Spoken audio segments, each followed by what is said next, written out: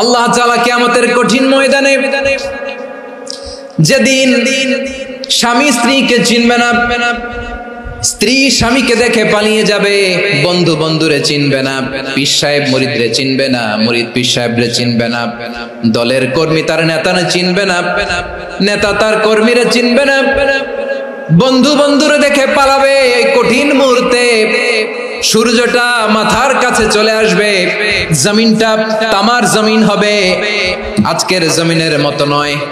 মানুষ ঘর্মাক্ত, ক্লান্ত, শ্রান্ত মাথার মগজগুলো কানের ছিদ্র আর নাকের ছিদ্র দিয়ে বেয়ে বেয়ে পড়বে। বিশ্বনবী ফরমান, কিয়ামতের ওই কঠিন ময়দানে 7 শ্রেণীর ব্যক্তিকে রব্বুল আলামিন তার আরশের নিচে ছায়া দিবেন।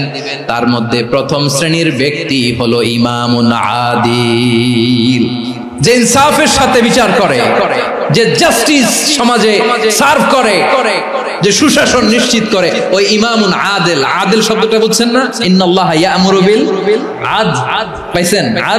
আদিল। 7 শ্রেণীর ব্যক্তিকে আল্লাহ তাআলা সুশীতল আরশের নিচে ছায়া দিবেন, যেদিন তার দেয়া ছায়া ছাড়া কোনো ছায়া থাকবে না।